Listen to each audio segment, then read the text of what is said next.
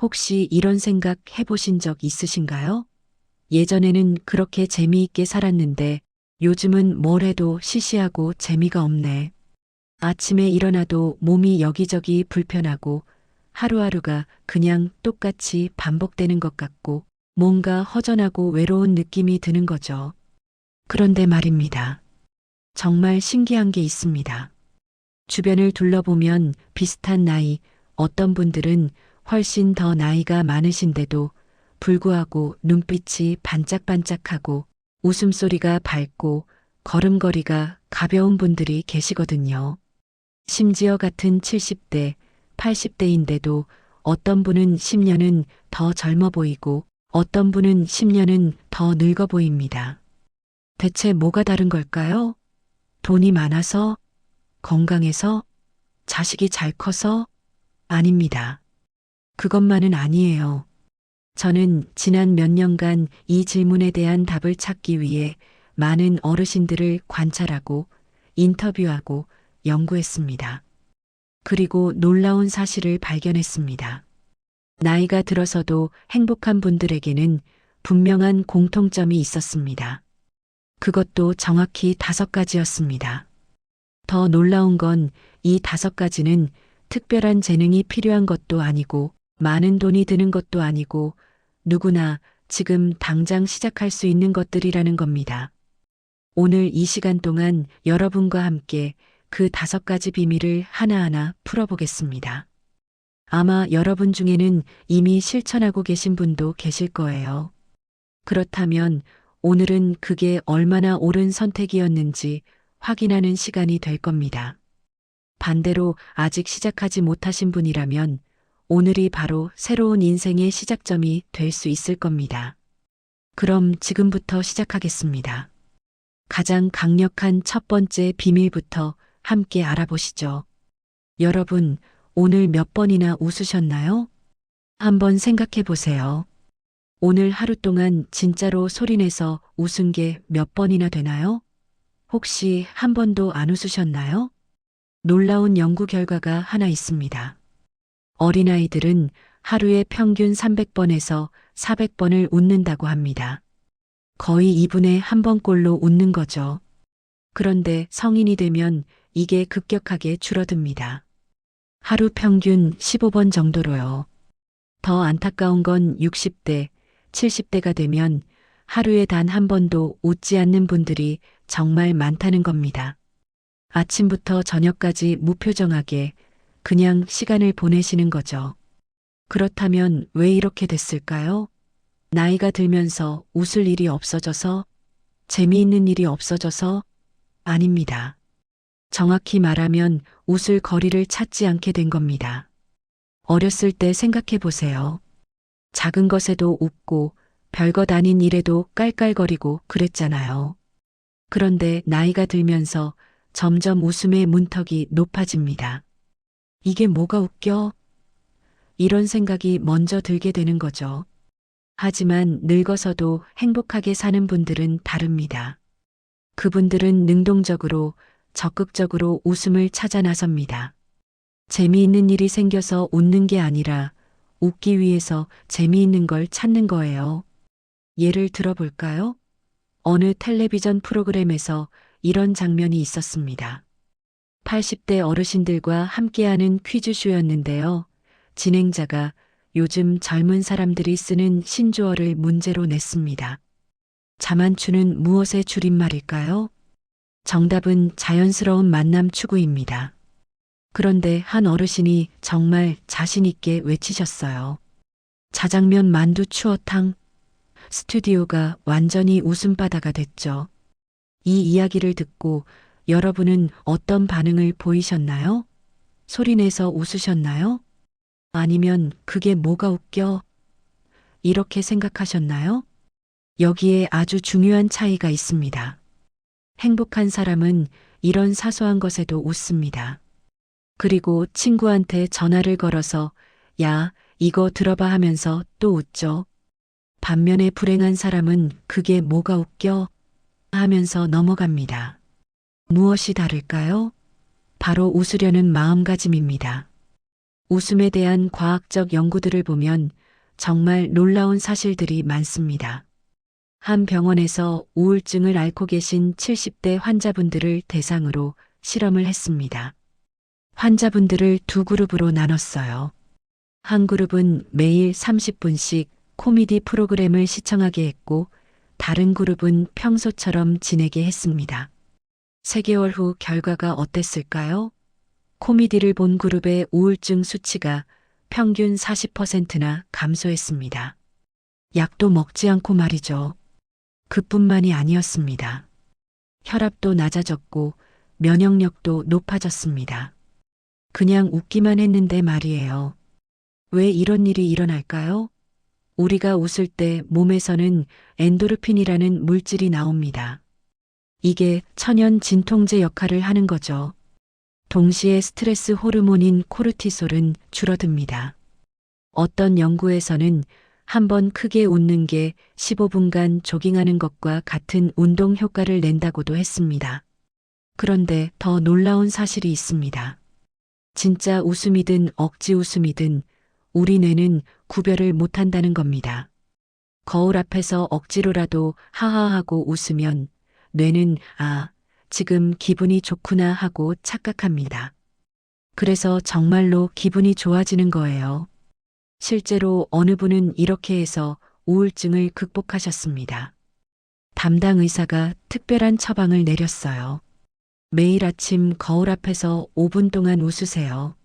억지로라도요. 처음에는 정말 이상했대요. 웃을 일도 없는데 무슨 웃음이냐고요. 그런데 신기한 일이 벌어졌습니다. 거울을 보면서 억지로 웃는 자신의 모습이 너무 우스워서 진짜 웃음이 나오기 시작한 거예요.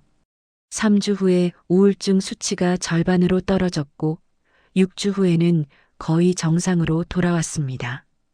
이게 바로 심리학에서 말하는 행동이 감정을 만든다는 원리입니다. 기분이 좋아서 웃는 게 아니라 웃어서 기분이 좋아지는 거죠. 그래도 웃을 기분이 아닌데요. 이렇게 말씀하시는 분들도 계실 겁니다. 몸도 아프고 마음도 답답한데 어떻게 웃냐고요. 바로 그래서 더 웃어야 합니다. 억지로라도 웃는 순간 뇌는 행복 물질을 만들어내거든요. 그때부터 스트레스가 조금씩 줄어듭니다. 고통이 유머로 바뀌기 시작하는 거죠. 옛날 사람들이 왜 웃는 낯에 침 못 뱉는다고 했을까요? 웃음에는 힘이 있기 때문입니다. 웃음은 우리를 건강하게 만들고 관계를 좋게 만들고 인생을 즐겁게 만듭니다. 그래서 오늘부터 실천해 보세요. 하루에 한 번 소리내서 웃으세요. 재미있는 예능 프로그램을 보거나 유튜브에서 코미디를 찾아보거나 친구들과 옛날 이야기를 하면서요. 처음에는 어색할 수도 있습니다. 하지만 계속하다 보면 습관이 됩니다. 그리고 그 작은 웃음 하나가 여러분의 몸과 마음을 바꾸기 시작할 겁니다. 그런데 말입니다. 웃으려고 해도 도저히 웃을 수 없을 때가 있습니다. 마음속에 쌓인 감정들 때문이죠. 특히 누군가 때문에 속상하고 화가 날 때는 웃음이 나올 수가 없습니다. 그래서 진짜 행복해지려면 두 번째 비밀을 알아야 합니다. 이걸 알면 수십 년간 쌓인 스트레스가 한순간에 사라질 수 있습니다. 요즘 누군가 때문에 속상하신 적 있으신가요? 자식 때문에, 배우자 때문에, 며느리나 사위 때문에 속을 끓인 적 있으시죠?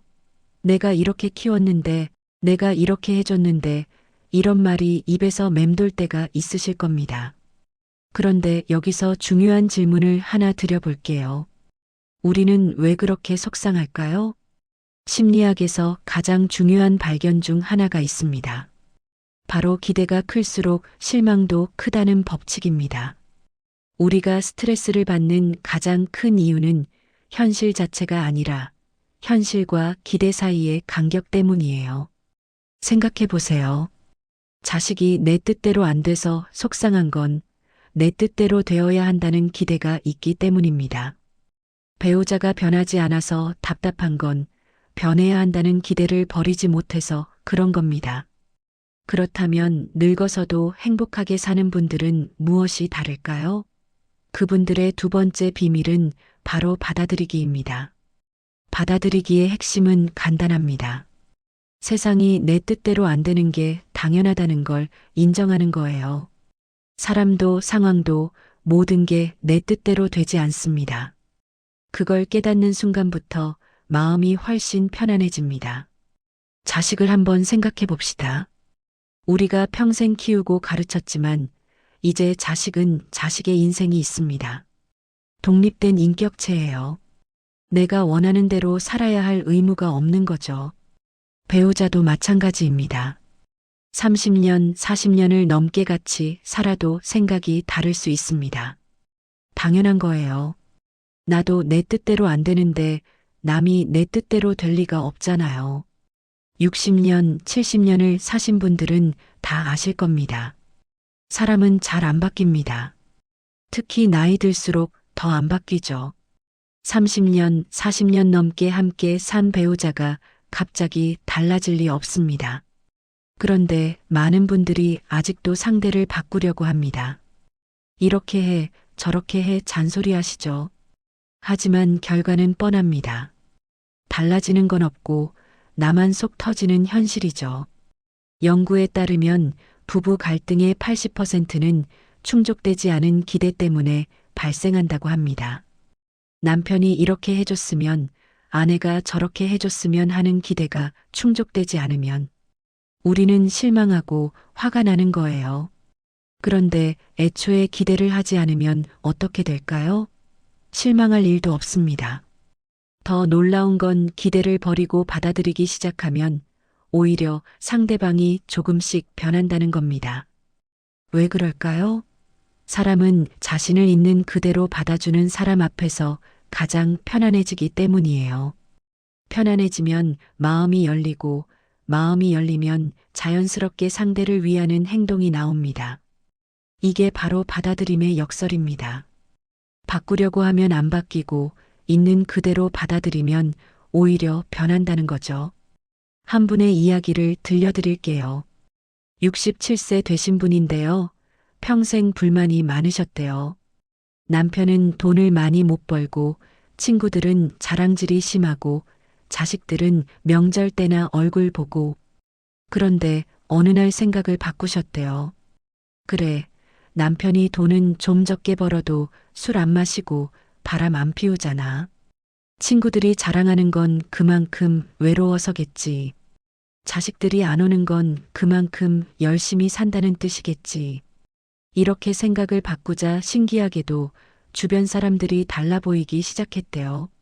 남편의 작은 배려가 눈에 들어오고 친구들의 자랑도 귀엽게 느껴지고 자식들이 전화만 해도 고마웠대요. 그분은 이렇게 말씀하셨습니다. 남이 바뀐 게 아니라 내가 보는 눈을 바꾸니까 세상이 완전히 다르게 보이더라고요. 받아들이기는 포기가 아닙니다. 체념도 아니에요. 현실을 똑바로 보는 지혜입니다. 상대가 틀렸을 수도 있어요. 하지만 그게 중요한 게 아니에요. 내가 편해지는 게 중요한 겁니다. 그럼 어떻게 실천할까요? 첫째, 그럴 수도 있지라는 주문을 외우세요. 화가 날 때 이 말을 3번만 반복하세요. 그럴 수도 있지, 그럴 수도 있지, 그럴 수도 있지. 신기하게도 3번째쯤 되면 화가 좀 가라앉습니다. 자식 때문에 속상하신가요? 그래, 그럴 수도 있지. 자식이 부모 뜻대로 되면 그게 이상한 거지. 배우자 때문에 답답하신가요? 그럴 수도 있지. 나도 저 사람 말 다 듣지는 않잖아. 둘째, 비교를 멈추세요. 남의 자식은 효자 같고 남의 배우자는 다정해 보이죠. 그런데 그건 겉모습일 뿐이에요. 누구나 사정이 있습니다. 내 가족도 남의 가족도 다 불완전해요. 그게 인간이에요. 셋째, 있는 것에 감사하세요. 없는 것에 연연하지 말고 있는 것을 세어보는 겁니다. 남편이 자상하지는 않아도 건강하다는 것, 자식이 자주 안 찾아와도 잘 살고 있다는 것, 이런 것들 말이죠. 받아들이기의 핵심은 이겁니다. 이건 내가 바꿀 수 없는 일이야라고 인정하는 순간 에너지를 아낄 수 있습니다. 그리고 그 아낀 에너지를 나 자신을 위해 쓸 수 있는 거죠. 그렇다면 그 에너지를 어디에 써야 할까요? 바로 나 자신을 발전시키는 데 써야 합니다. 그게 바로 세 번째 비밀입니다. 여러분, 요즘 배우는 게 있으신가요? 즐겁게 늙는 사람들의 세 번째 공통점은 바로 평생 학습입니다. 요즘은 100세 시대라고 하죠. 그런데 중요한 건 오래 사는 게 아닙니다. 생생하게 사는 겁니다. 뇌가 늙으면 몸도 따라 늙습니다. 신경과학 연구에 따르면 인간의 뇌는 사용하지 않으면 급격히 퇴화합니다. 특히 나이가 들수록 아무것도 하지 않으면 인지 능력이 빠르게 감소하고 치매 위험도 급증합니다. 반대로 새로운 것을 계속 배우는 사람들은 80대가 되어도 뇌가 젊은 사람만큼 활발하게 작동합니다. 이 나이에 뭘 배워서 어디에 쓰나? 바로 이 생각이 노화를 부르는 가장 빠른 길입니다. 나이 때문에 늙는 게 아닙니다. 배움을 멈췄기 때문에 늙는 겁니다.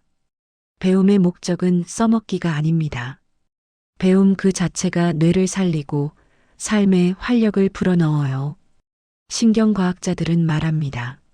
새로운 것을 배울 때 뇌에서는 신경세포 간의 연결이 새롭게 만들어진다고요. 이게 치매 예방에 가장 효과적이라는 겁니다. 약보다 효과가 좋다고 해요. 더 놀라운 건 배움이 우울증까지 예방한다는 거예요. 왜냐하면 새로운 걸 배우면 성취감을 느끼게 됩니다. 아, 나도 할 수 있구나. 이 느낌이 자존감을 높이고 삶의 의미를 만들어줍니다. 한 분의 사례를 들려드릴게요. 65세 되신 분인데요. 허리 통증으로 일을 그만두시고 집에만 계셨대요. 처음 1년은 이제 좀 쉬자 하며 편히 지내셨는데 곧 허전함과 지루함이 찾아왔습니다. 그러던 어느 날 복지관 프로그램 안내문을 보셨대요. 시니어 그림 그리기 초급반 모집 손재주는 없었지만 그림을 한번 그려보고 싶다는 생각은 항상 가지고 계셨죠. 처음에는 손이 잘 안 따라줬대요. 하지만 점점 세상을 다르게 보기 시작했습니다. 저 풍경은 어떤 색으로 표현할까? 다음엔 뭘 그려볼까? 하며 즐거워하셨죠. 3개월 후에 자신의 그림을 라디오에 보냈는데 진행자가 칭찬을 했대요. 색감이 너무 예쁘고 여름날을 너무 잘 표현했네요. 그 순간 정말 말할 수 없는 행복을 느꼈다고 하셨습니다. 여러분, 배움은 나이와 관계가 없습니다. 시작하기에 늦은 나이란 없어요. 그럼 뭘 배워야 할까요? 거창한 거 아니에요. 여러분이 평소에 궁금했던 것, 하고 싶었던 것부터 시작하면 됩니다. 요리를 좋아하시나요? 유튜브에서 새로운 레시피를 배워보세요. 손재주가 있으신가요? 뜨개질, 자수, 목공예 같은 취미를 시작해보세요. 몸 쓰는 걸 좋아하시나요? 요가, 태극권, 댄스 같은 걸 시작해보세요. 악기를 배우고 싶으셨나요? 우쿨렐레는 비교적 쉽게 시작할 수 있어요. 외국어에 관심 있으셨나요? 간단한 영어 회화부터 시작해보세요. 스마트폰 사용이 어려우신가요?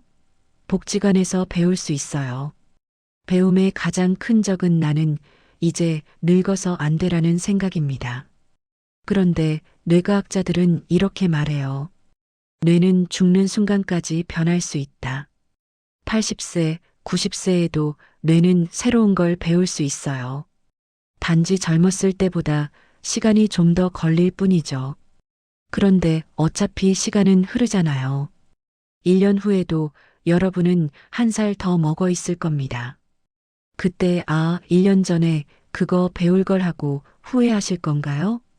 아니면 1년 동안 이렇게 많이 배웠네 하고 뿌듯해 하실 건가요? 여기서 중요한 팁 몇 가지를 드릴게요. 첫째, 배울 때는 혼자 하지 마세요. 같이 배우는 사람을 찾으세요. 친구들과 함께하면 재미도 2배, 효과도 2배예요. 서로 격려하고 실수도 함께 웃으며 넘기고 그 과정 자체가 즐거움이 됩니다. 둘째, 완벽을 추구하지 마세요. 잘하려고 배우는 게 아니에요. 즐기려고 배우는 겁니다. 실수해도 괜찮고 서툴러도 괜찮습니다. 그 과정 자체가 뇌를 자극하고 삶을 풍요롭게 만들어요. 셋째, 작은 것부터 시작하세요. 처음부터 너무 거창한 목표를 세우면 부담이 됩니다. 하루 10분, 일주일에 한 번, 이렇게 작게 시작해서 점점 늘려가세요. 넷째, 과정을 기록하세요. 사진을 찍거나 일기를 쓰세요. 나중에 돌아보면 내가 이만큼 발전했구나 하는 게 보입니다. 그게 또 동기부여가 되죠. 배움을 멈추지 마세요. 그게 늙지 않고 재밌게 사는 가장 확실한 비결입니다. 그런데 말입니다. 새로운 걸 배우고 싶은데 자신감이 없어요. 나이도 많고 머리도 안 돌아가고 이렇게 생각하시는 분들 계실 겁니다. 그럴 때 필요한 게 바로 4번째 비밀입니다. 이걸 모르면 아무리 노력해도 자신감이 안 생깁니다. 여러분, 자신의 가치를 아시나요? 어떤 심리학자가 70대 어르신 300명에게 질문했습니다. 당신의 가치는 얼마입니까? 놀랍게도 70% 이상이 글쎄요, 잘 모르겠어요. 혹은 이제 다 늙어서 쓸모없죠라고 답했습니다. 평생을 일하고 가족을 지키고 세금을 내고 사회에 기여하며 살아오신 분들이 정작 자신의 가치를 모른다고 말하는 현실. 이보다 슬픈 일이 있을까요? 그런데 연구 결과는 다릅니다. 한 사람이 70년 동안 세상에 기여한 가치를 경제적으로 환산했더니 무려 수십억 원이 넘었습니다. 여러분이 살아온 그 세월은 그 자체로 엄청난 가치입니다. 늙어서도 행복한 사람들의 4번째 비밀은 자기 가치를 정확히 아는 겁니다. 한 70세 되신 분의 이야기입니다. 평생 남편과 자식을 위해 사셨어요. 자신은 늘 뒷전이었죠. 나이가 들면서 우울감이 심해졌고 자존감은 바닥까지 떨어졌습니다. 그래서 어느 상담사가 과제를 드렸대요. 자신의 장점 100가지를 써오세요. 처음엔 황당해 하셨죠. 나한테 무슨 장점이 있다고요? 그래도 억지로라도 찾아보라고 했습니다. 첫날 밤 종이를 앞에 두고 한참을 고민하셨다고 합니다. 그러다 하나씩 쓰기 시작하셨죠. 나는 청소를 잘한다. 나는 30년 넘게 성실하게 일했다. 나는 자식 셋을 잘 키웠다. 나는 시어머니를 25년간 모셨다. 나는 음식을 맛있게 만든다. 나는 정직하다. 처음엔 어려웠는데 점점 속도가 붙으셨대요. 100개를 다 쓰고 나니 자기 자신이 새롭게 보였대요. 나는 정말 괜찮은 사람이었구나. 왜 그동안 몰랐을까? 그날 이후 그분의 인생이 바뀌었습니다. 자신감이 생기고 우울감이 사라졌어요. 새로운 취미도 시작하고 봉사활동도 하게 됐죠. 이건 단순한 기분 전환이 아닙니다. 뇌과학자들은 이렇게 말합니다. 우리가 자기 자신을 칭찬할 때 뇌에서 도파민이 분비된다고요. 즉, 남에게 칭찬받을 때와 똑같은 행복 호르몬이 나온다는 겁니다. 그런데 문제는 남들이 여러분을 평가하는 게 아닙니다. 여러분 스스로가 자신을 깎아내리는 게 문제죠. 이제 다 늙어서 쓸모없지. 이 말 누가 합니까? 바로 본인입니다. 나이 들어서 집에나 있지. 이 말도 누가 합니까? 역시 본인이죠. 특히 절대 하지 말아야 할 말이 있습니다. 내 팔자가 원래 그렇지. 내 주제에 무슨. 이런 얘기 절대로 하지 마세요. 이 말은 스스로에게 거는 저주입니다. 타인의 평가는 바꿀 수 없지만 내가 하는 자기 평가는 지금 당장 바꿀 수 있어요. 작은 칭찬이라도 좋습니다. 중요한 건 습관처럼 나를 인정하는 일이에요. 85세 되신 한 분의 아침 루틴을 소개해 드릴게요. 매일 아침 일어나면 거울 앞에 섭니다. 그리고 자신에게 이렇게 말합니다. 나는 소중하다. 나는 건강하다. 오늘은 좋은 일이 생긴다. 어떤 분들은 유치하지 않나요? 하고 묻습니다. 맞아요. 처음엔 어색합니다. 그런데 놀라운 일이 벌어집니다. 뇌는 우리가 말하는 걸 믿습니다. 매일 아침 나는 쓸모없어라고 생각하면 뇌는 그걸 사실로 받아들입니다. 그러면 정말로 쓸모없는 사람처럼 행동하게 됩니다. 반대로 나는 가치 있어라고 말하면 뇌는 그것도 사실로 받아들입니다. 그러면 자신감 있게 행동하게 됩니다. 심리학에서는 이것을 자기 효능감이라고 부릅니다. 쉽게 말해서 나는 할 수 있다는 믿음이죠.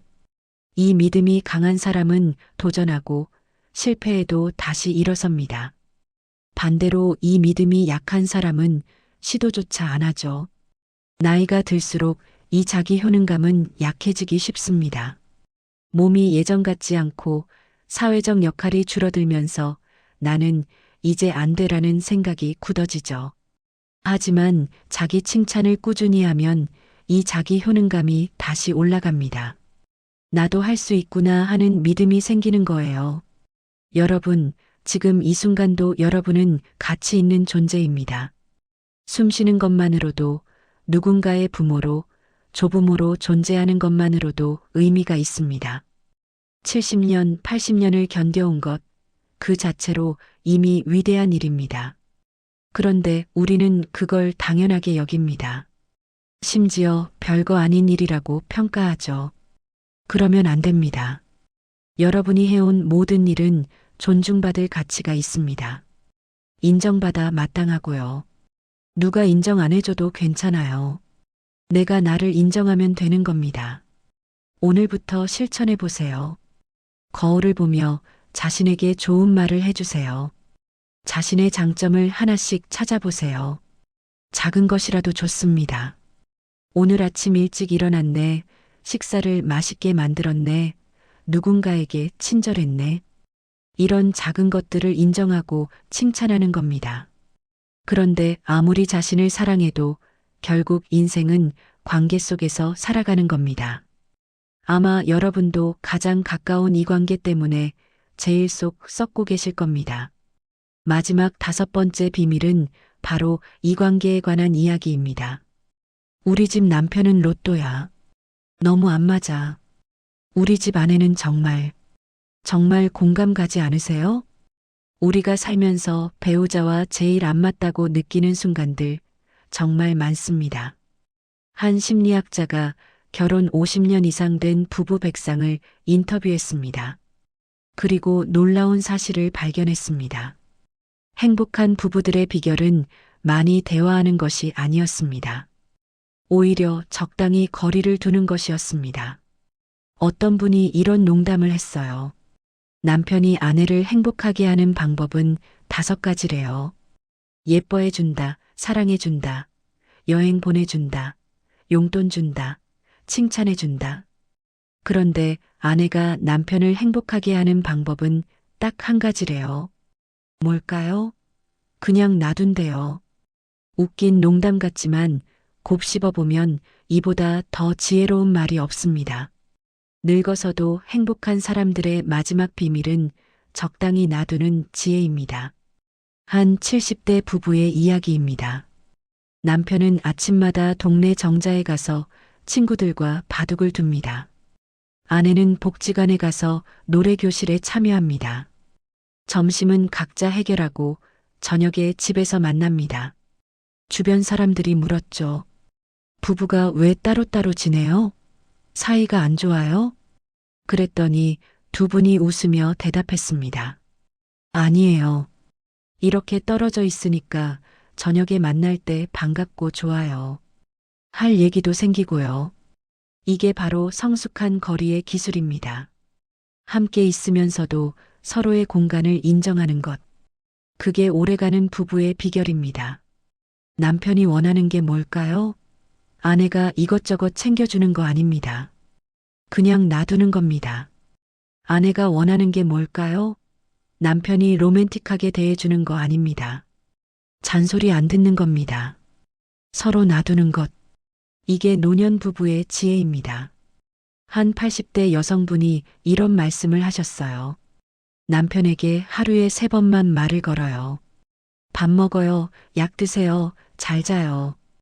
이것만 해도 충분해요. 나머지는 놔둬요. 처음에는 웃음이 나왔는데 생각해보니 이렇게 현명한 지혜가 또 있을까요? 그리고 또 하나의 지혜가 있습니다. 바로 공감입니다. 남편이 머리가 아파라고 말했을 때 아내의 반응은 2가지입니다. 약 먹었어요? 혹은 머리가 아프구나. 어느 쪽이 남편에게 더 위로가 될까요? 놀랍게도 2번째입니다. 왜냐하면 첫 번째는 해결이고 2번째는 이해입니다. 사람은 해결책보다 공감을 먼저 원합니다. 심리학자는 말합니다. 공감은 상대의 감정을 있는 그대로 되풀이하는 것이라고요. 힘들어하면 힘들구나, 짜증나면 짜증나는구나, 속상해하면 속상하구나. 이렇게 단순히 되풀이하는 것만으로도 상대는 이 사람은 날 이해해준다고 느낍니다. 한 60대 부부가 있었습니다. 평생 부부 싸움이 잦았는데 상담을 통해 공감 대화법을 배우고 난 뒤 관계가 달라졌습니다. 아내가 말했죠. 오늘 친구 만나서 기분이 안 좋았어. 예전에 남편이라면 왜? 무슨 일 있었어? 라고 물었을 겁니다. 이제는 이렇게 말합니다. 기분이 안 좋았구나. 이렇게 바꾸자 신기하게도 아내가 편안하게 속마음을 털어놓기 시작했답니다.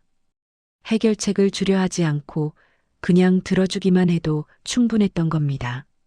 그러니 오늘부터 관계를 바꾸려 하지 말고 놓아주세요. 잔소리 대신 공감을 하세요. 그러면 놀랍게도 상대가 달라지고 무엇보다 내 마음이 편해집니다. 자, 오늘 우리가 함께 나눈 5가지 비밀을 정리해 볼까요? 첫째, 능동적으로 웃음을 찾으세요. 억지로라도 웃으면 뇌가 행복해집니다. 둘째, 기대를 내려놓고 받아들이세요. 그럴 수도 있지라는 주문이 마음을 편하게 합니다. 셋째, 평생 배우며 사세요. 뇌는 죽는 순간까지 성장할 수 있습니다. 넷째, 자신의 가치를 인정하세요. 자기 칭찬이 자존감을 높입니다. 다섯째, 적절히 놔두고 공감하세요. 서로의 공간을 존중하고 감정을 이해해 주세요. 이 5가지는 특별한 재능이 필요하지 않습니다. 많은 돈이 드는 것도 아니고요. 지금 이 순간부터 누구나 시작할 수 있는 것들입니다. 가장 아름다운 노년은 나이를 먹어도 웃음을 잃지 않는 것입니다. 주름은 늘어도 마음의 주름은 펴는 것입니다. 몸은 늙어도 영혼은 젊게 사는 것입니다. 여러분의 노년이 웃음과 행복으로 가득하기를 진심으로 바랍니다. 오늘 영상이 도움이 되셨다면 좋아요와 구독 부탁드립니다. 여러분의 소중한 댓글도 기다리겠습니다. 한 번뿐인 인생 이야기 들어주셔서 감사합니다.